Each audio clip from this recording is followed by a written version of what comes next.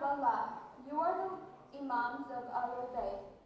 What prevents you from getting your right and ruling the country, when you can find more than 100,000 Shia who are ready to fight for you?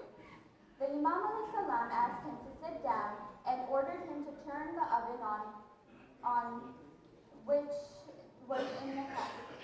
After the oven was very, very hot, the Imam alayhi salam said, "O Khurasani, step into the oven and sit in it." Khurasani said, "My master, O son of the messenger of Allah, do not punish me by putting me in the fire." Right at that second, Harun al-Makki entered the room. After the greetings were exchanged, the Imam alayhi salam told him to put down his shoes and sit inside the oven. He did so, and the Imam alayhi salam started talking to Khurasani about Khurasan as if nothing had happened. After some time, the Imam alayhi salam said, "O Khurasani, stand up and look inside the oven." He looked into the oven and saw Harun sitting cross-legged inside the fire. Then Imam alayhi salam asked Harun to come out of the oven, and when he did, he came out healthy and with no burn or injury. At this time, the Imam alayhi salam asked Khurasani, "How many individuals do you know in Khurasan like this man?" Khurasani replied, "By Allah, not even one." The Imam alayhi salam confirmed his saying and said, "We do not rise at this time when we do not even have 5 helpers like Harun. We know better about the proper time." The traditions state that Imam al-Mahdi needs 313 followers, which are not only sincere and faithful, but also possess supreme knowledge and wisdom. They will be the first ones to say labbaik to the Imam. Imam al-Mahdi should also have another 40,000 faithful followers who will fill the secondary positions. These people will not fall out of the sky. It is up to us to educate ourselves and others and bring up such people by first starting from our family and going to our friends, to our school, and so on and so forth. We should, however, start from ourselves to avoid sin and to acquire more knowledge and wisdom and become more obedient to Allah, in hope of becoming one of the 313 followers of the Imam.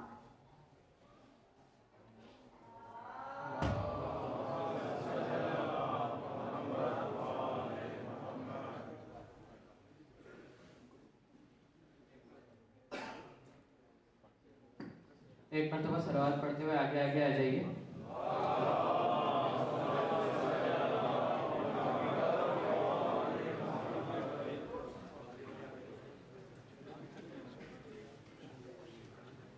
बारी दीगर का आवाज़ बुलंद सलावत।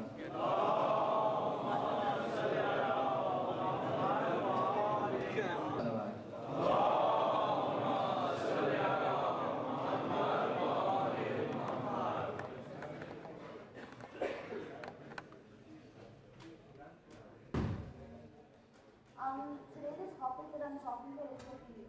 Tawheed is a really important aspect of religion. When translated from Arabic, it means to follow someone. However, in terms of practice, tawheed is defined as following the religious authority of a leader. According to basic Islamic theology, this religious leader or authority that we follow will be someone who is accredited in Islamic terms. So this can be mujtahids or ayatollah. Now that the basic terminology is set aside, we can examine why tawheed is so important for us. We can think of tawheed as a protection for us when we are in times of confusion or doubt.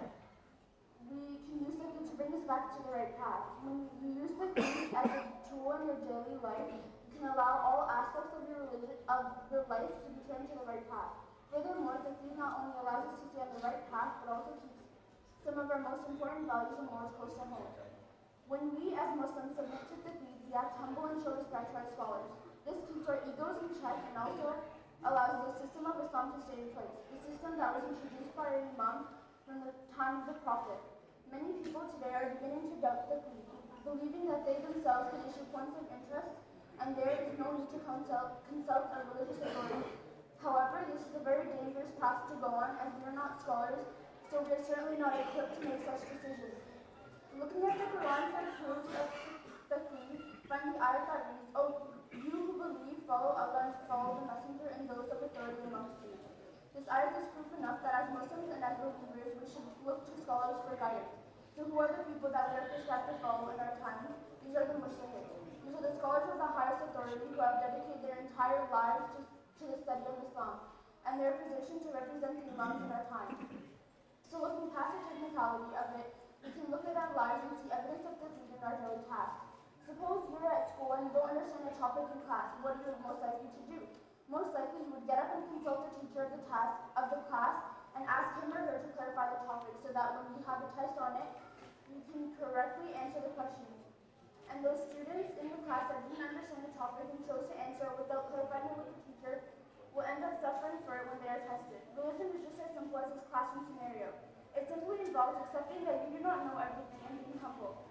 Just like how a teacher leads a classroom, our Imam should be religion. If we know to ask our teachers questions that we do not know the answers, then we can apply that same logic onto religion and go to our Muslims that are there for us, for me and you, and allow them to help us for every aspect of our lives. And because we can use Islam to guide us in the time we wake up to the time we sleep. Now the question of the Quran is also an important topic when it comes to fiqh. The Imams, as long as their Imams were present, they were the guiders of the Quran, and those that live in the time of the Imam were very lucky. The Quran is the book of Allah, and the Muslim names are the caretakers of it. We need to interpret the Quran in the way that it is meant to be interpreted. This is what the Quran helps us as well. When we read the Quran, we must take into consideration that we cannot just take any meaning out of it, but rather we have to be very careful in the way we interpret the words of Allah. If you and I were to read a simple novel, then we would have two different views on what the author has meant to say. If we take Harry Potter into consideration and suppose that we all read it and take some sorts of different meaning out of it. Now, if the author of Harry Potter, J.K. Rowling, was to come into town, we would all jump at the opportunity to go and meet her and get our books signed, and ask her what the meaning behind Harry Potter is. This is just a simple novel written by a human, and think of how many meanings the Quran would supply if we were all to read it without guidance and take our own meanings out of it. That is why this is a necessity for us, because we have to take the correct meaning from the Quran so that our prayers and our faith are not done in vain. So fiqh is very important for us as Muslims. It just makes things easier. Also, fiqh is the message of Muslims. If we all look to the original guiders of Islam, we wouldn't be so differentiated now.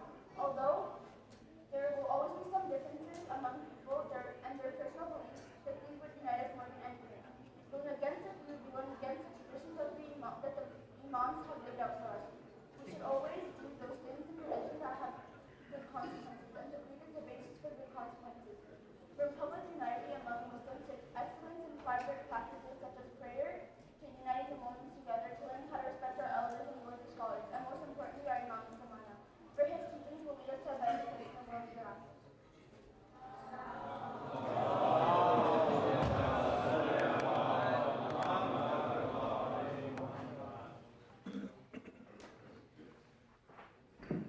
Thank you, Sister Satina. May I have one loud salawat, please?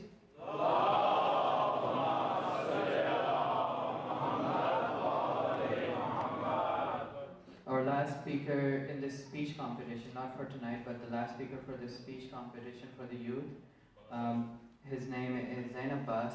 He's going to speak on Taqleed. He's 18 years of age, but Muhammad wa ala Muhammad salawat.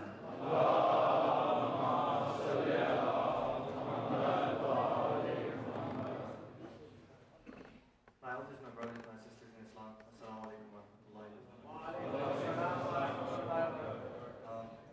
I'm going to be speaking about Taqleed tonight, and there are three main things that we have to look at: the history, the need for Taqleed, and how Taqleed actually works.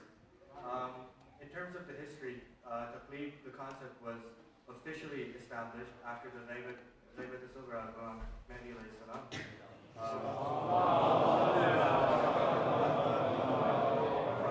Which began in the year 260 after Hijrah, 872 after death of Christ, under the 9 bin Khas. These 9 bin Khas, their names were Usman bin Sayyid Amri, Muhammad bin Usman, Hussein bin Raw, and Ali bin Muhammad Salih. And this Laybat al-Sughra, it lasted approximately 69 years, which is around 3 generations. is about the time that people need